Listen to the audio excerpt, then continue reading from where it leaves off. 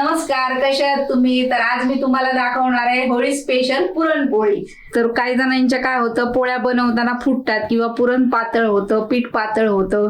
तर तसं होऊ नये त्यासाठी काय करावं, या व्हिडिओमध्ये A to Z तुम्हाला सर्व माहिती सांगणार आहे. तर व्हिडिओ अजिबात स्किप करू नका, व्हिडिओ शेवटपर्यंत बघा, म्हणजे तुमच्या पोळ्या बनवताना अजिबात खराब होणार नाहीत आणि दुसरा व्हिडिओ बघायची अजिबात गरज पडणार नाही.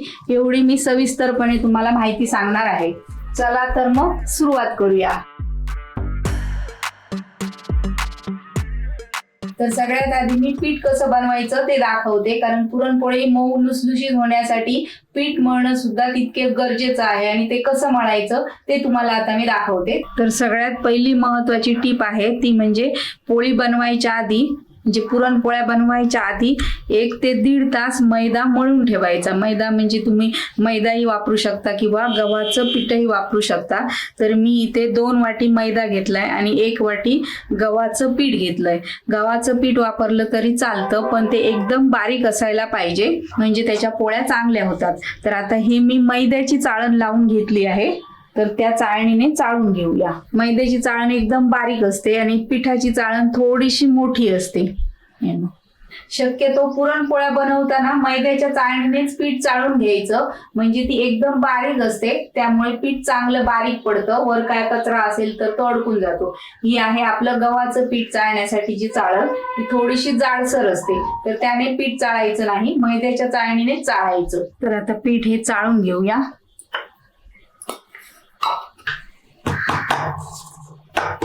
हे आहे गव्हाचं पीठ. तुम्ही 1 वाटी गव्हाचं पीठ आणि 1 वाटी मैदा सुद्धा वापरू शकता, किंवा तुम्हाला मैदा खायचा नसेल तर पूर्ण गव्हाचं पीठ वापरूनही पोळ्या बनवू शकता. पण आमच्याकडे एकदम गव्हाच्या पिठाच्या एवढ्या आवडत नाही, मैद्याच्या चांगल्या होतात एकदम मऊ, म्हणून मी मैदा वापरते. पीठ एकदम बारीक आहे तरी सुद्धा हे बघा, मैद्याच्या चाळणीने चाळल्यामुळे थोडासा वरती कोंडा आला आहे. मैद्याच्या आपल्या पिठाच्या चाळणीने चाळलं तर अजिबात कोंडा येत नाही, तरी मैद्याची, म्हणून मैद्याची चाळण वापरायची. आता हे मैदा आणि गव्हाचं पीठ मी चांगलं मिक्स करून घेतलंय. आता त्यामध्ये घालूया चवीला मीठ आणि अगदी किंचित हळद घालणार आहे, म्हणजे पोळीला कलर चांगला येतो. आणि आता हे मिक्स करून घेऊया, मीठ आणि हळद. तुम्हाला आवडत असेल तरच हळद वापरा, नाही आवडत असेल तर नाही वापरली तरी चालेल, पण पोळ्या बनवल्यानंतर दिसायला भारी दिसतात. तर आता थोडं थोडं पाणी घालून पीठ भिजवून घेऊया. आता पीठ आपण चपातीला पीठ भिजवतो त्यापेक्षा थोडंसं सैल भिजवायचं. शक्यतो महत्वाची ही टीप आहे, पीठ तुम्ही पहिलंच मळून ठेवायचं आणि नंतर बाकीची तयारी करायची. निदान 1 ते 1.5 तास तरी पिठाला गेला पाहिजे, म्हणजे ते चांगलं मऊ होतं. तर मी आता तुम्हाला यामध्ये सर्व सविस्तर काय काय महत्वाच्या गोष्टी आहेत पोळ्या बनवतानाच्या त्या सांगणार आहे. तर व्हिडिओ अजिबात स्किप करू नका, पूर्ण व्हिडिओ बघा, म्हणजे तुम्हाला समजेल. आणि तुम्ही पोळ्या बनवायला गेलात तर अजिबात तुम्हाला काही प्रॉब्लेम होणार नाही. तर मी तुम्हाला अगदी एकूण एक माहिती सांगणार, कशा पोळ्या बनवायच्या, कसं काय करायचं ते. तर असं हे मळून घ्यायचं. पाण्याने मळून झालं की अगदी थोडं 1 चमचाभर तेल टाकायचं आणि याला आता चांगलं 7 ते 8 मिनिटं मळून घ्यायचं चांगलं.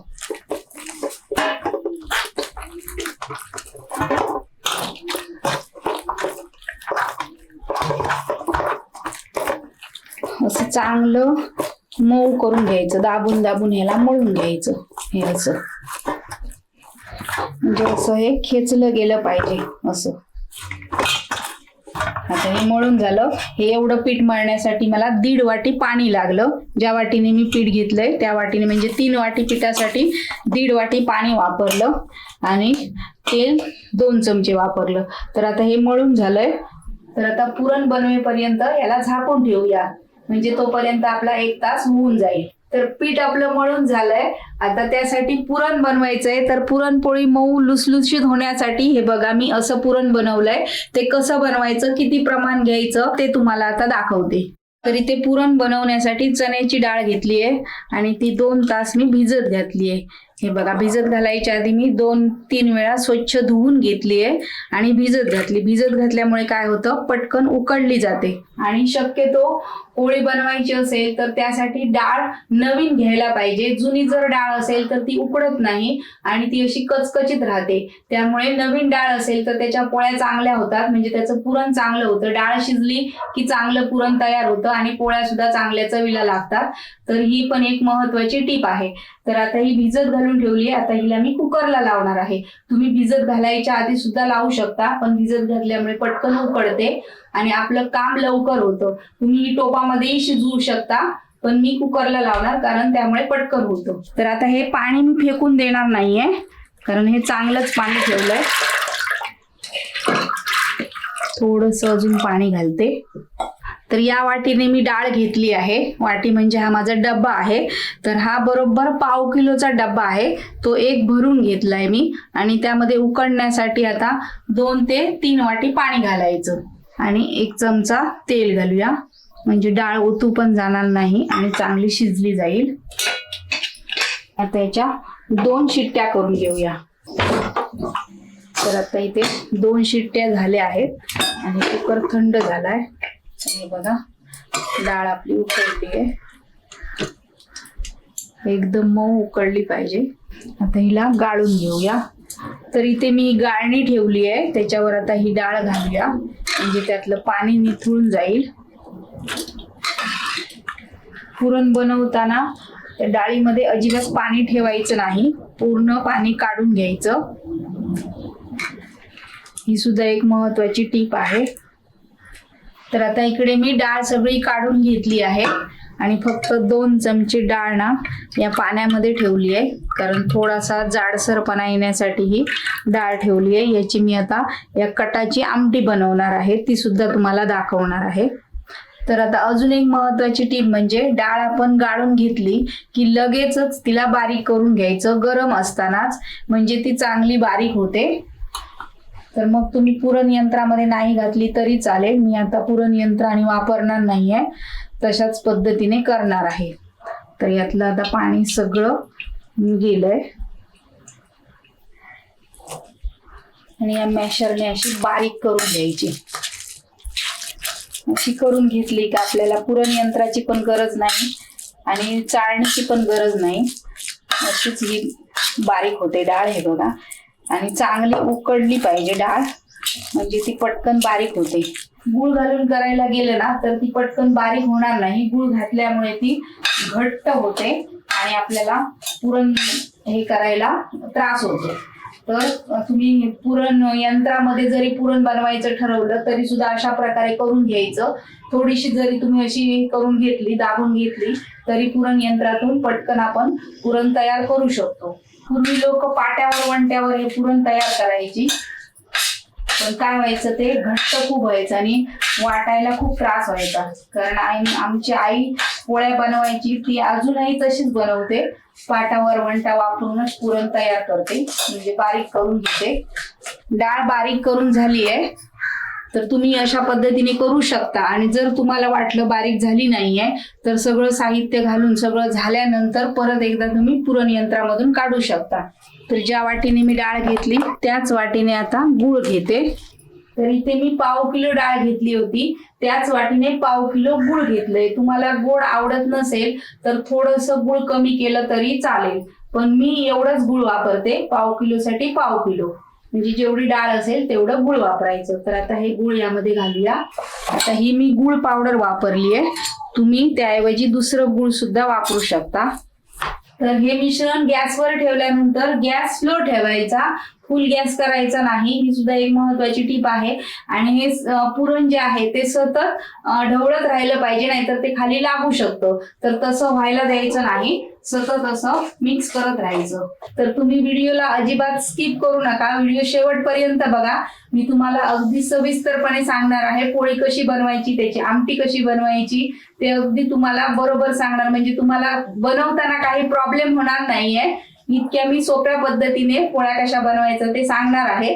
तर व्हिडिओला आताच लाईक करून ठेवा. तर बघा, हे आता घट्ट होत आलंय, तर असं सतत असं हे ढवळत राहायचं. त्यामध्ये अगदी थोडंसं मीठ घालतेय. आता मिक्स करूया चांगलं आणि कडेने असं सुकत येतं म्हणजे समजायचं पुरण आपलं तयार होत आलंय. हे बघा,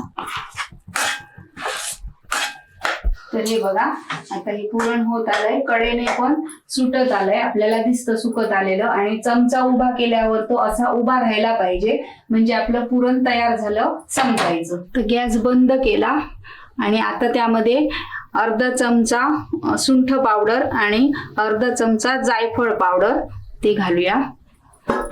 त्यामुळे पोळ्या पचायला हलक्या होतात आणि चवीला सुद्धा चांगल्या लागतात. आणि हे आता मिक्स करून घेऊया. तर पुरणाचे आता गोळे बनवून घेऊया.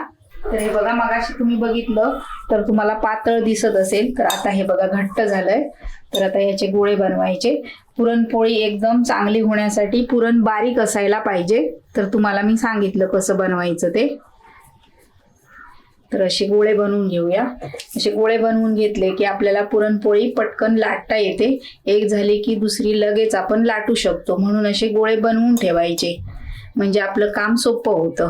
तर आपलं आता पीठ पण मळून झालंय, पुरण पण तयार करून झालंय, त्याचे गोळे पण बनवून घेतले आहेत मी. तर आता पटकन आपण पुरणपोळी बनवायला घेऊया. पीठ परत एकदा चांगलं मळून घ्यायचं. हे बघा एकदम मस्त मऊ झालंय पीठ, असं झालं पाहिजे मऊ. आणि इथे मी लावण्यासाठी तांदळाचं पीठ घेतलंय. जर तुम्ही पहिल्यांदाच बनवत असाल तर तांदळाचं पीठ घ्यायचं म्हणजे त्याच्यावर पोळी पटकन लाटली जाते, चिकटत नाही. आणि अजून एक महत्वाची टीप आहे ती म्हणजे पोळपाटावर लाटताना काय होतं, कधी कधी चिकटतात पोळ्या आणि आपल्याला उचलता येत नाही, उचलताना फाटतात. तर त्यासाठी ही महत्वाची टीप आहे. तर हा असा कागद ठेवायचा पोळपाटावर आणि त्यावर पोळी लाटायची. आता हा एक गोळा घेतलाय. आता थोडंसं हाताला पीठ लावून असं खोल करायचं जरा आणि हा पुरणाचा एक गोळा त्यामध्ये ठेवायचा.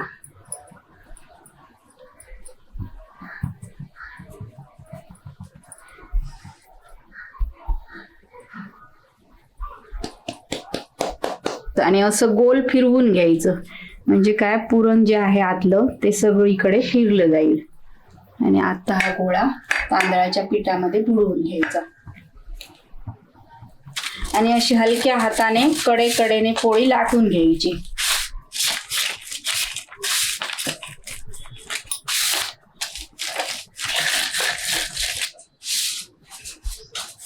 तर बघा सगळीकडे पुरण पसरलंय. थोडंसं तूप टाकून घ्यायचं म्हणजे पोळी चिकटत नाही. आणि गॅस स्लो ठेवायचा.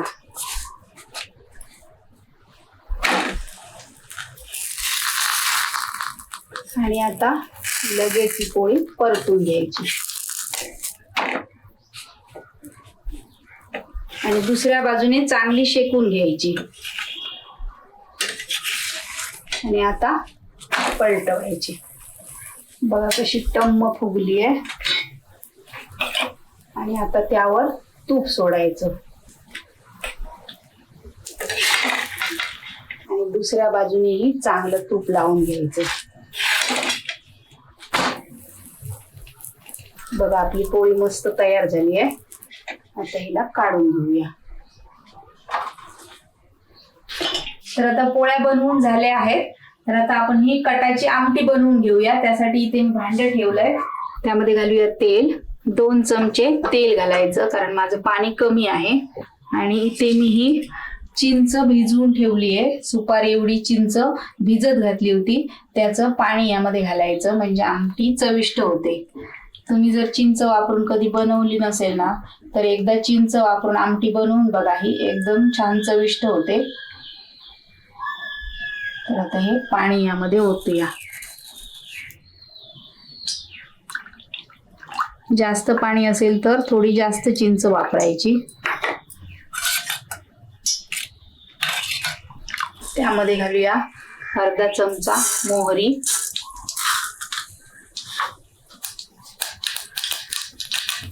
अर्धा चमचा जिरं, पाव चमचा हिंग, कढीपत्त्याची 10-12 पानं, आलं लसूण पेस्ट अर्धा चमचा, आलं लसूण पेस्ट चांगली परतून घ्यायची, त्याचा कच्चेपणा निघून जाईपर्यंत.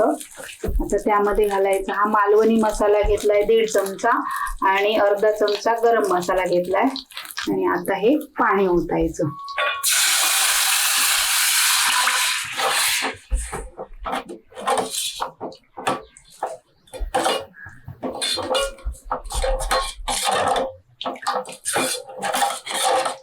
त्यामध्ये मी थोडं पाणी घालणार आहे, 1 वाटी.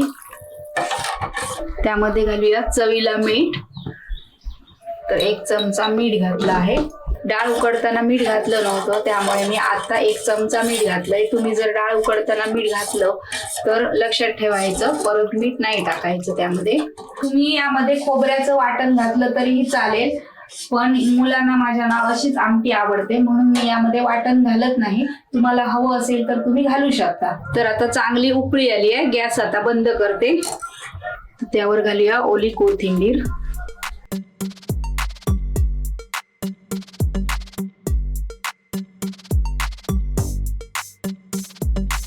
तर बघा किती मस्त मऊ लुसलुशीत टम्म फुगलेल्या पुरणपोळ्या तयार झाल्या आहेत. तेवढ्यात त्या खायला सुद्धा भारी टेस्टी लागतात. तर तुम्हाला त्यातली एक मोडून दाखवते. बघा कशी फुगली आहे आणि पूर्ण सगळीकडे त्याचं पुरण पसरलंय. तुम्हीही अशाच पद्धतीने पोळ्या बनवून बघा, तुमच्या सुद्धा अशाच पोळ्या होतील आणि तुम्हाला या पोळ्या नक्कीच आवडतील. तर व्हिडिओला जास्तीत जास्त शेअर करा, लाईक करा आणि कमेंट करून सांगा हा व्हिडिओ तुम्हाला कसा वाटला. चला तर भेटूया पुढच्या व्हिडिओमध्ये. तोपर्यंत धन्यवाद.